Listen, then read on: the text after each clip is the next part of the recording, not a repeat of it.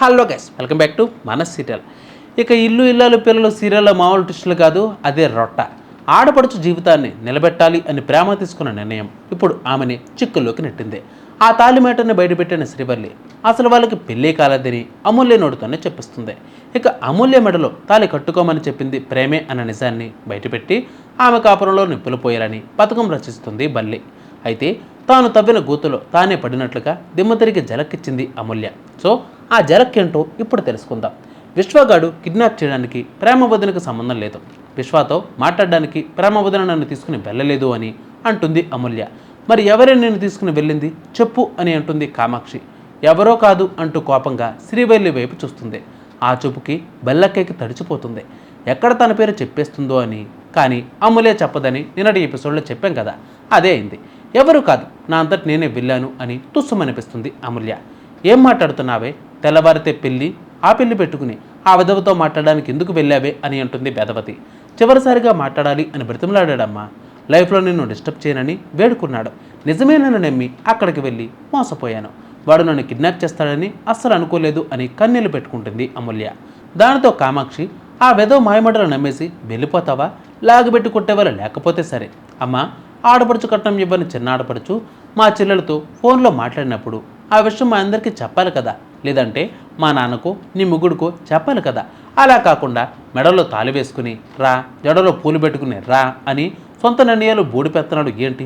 ఇంటికి సంబంధించిన నిర్ణయాలు నువ్వు ఒక్కదానివి ఎలా తీసుకుంటావని కడిగి పారేస్తుంది కామాక్షి.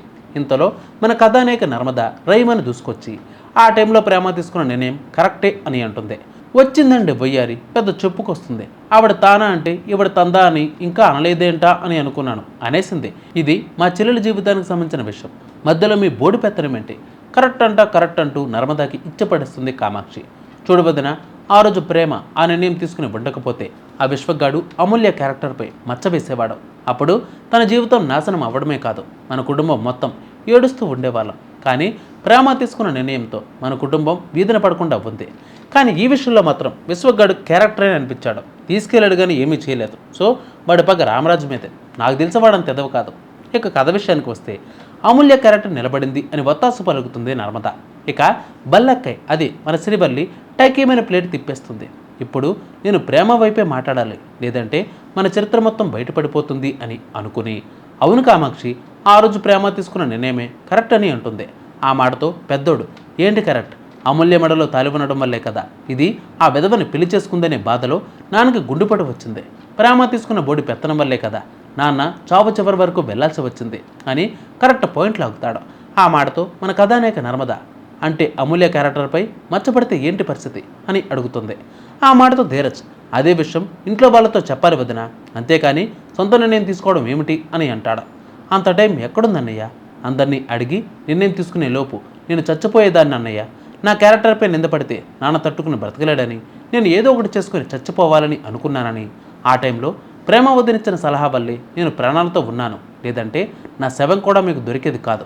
దయచేసి ప్రేమ వదలను ఏమీ అనద్దు అని చేతులు జోడించి ప్రాధేయపడుతుంది అమూల్య.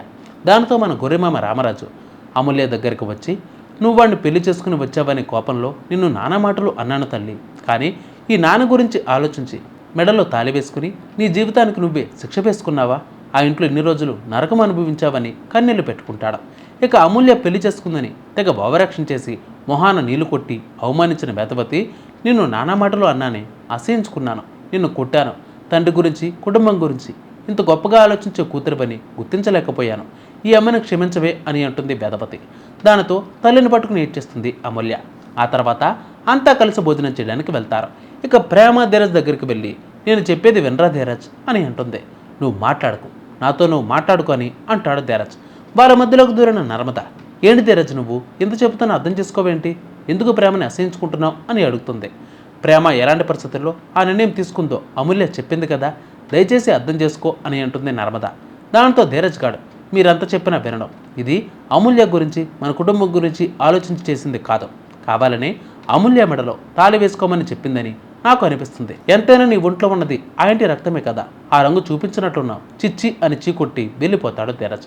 ఇక ప్రేమ ఏడుస్తూ ఉంటే నర్మద ఓదారుస్తూ ఉంటుంది. ఆడు విశ్వక్ చేసిన పనికి చెంపలు వాయిస్తూ ఉంటుంది రేవతి. ఆడపిల్ల జీవితాన్ని నాశనం చేస్తావారా, మీ పగ్గు కోసం ఆ కూతురు జీవితాన్ని నాశనం చేస్తావా అంటూ లాగబెట్టి కొడుతూ ఉంటుంది. మరి ఆ కొట్టిన చెంపలు వాయించేసిన తర్వాత ఏం జరుగుతుందో అప్పుడు తెలుసుకుందాం. అప్పటివరకు కీప్ వాచింగ్ మన సీరియల్.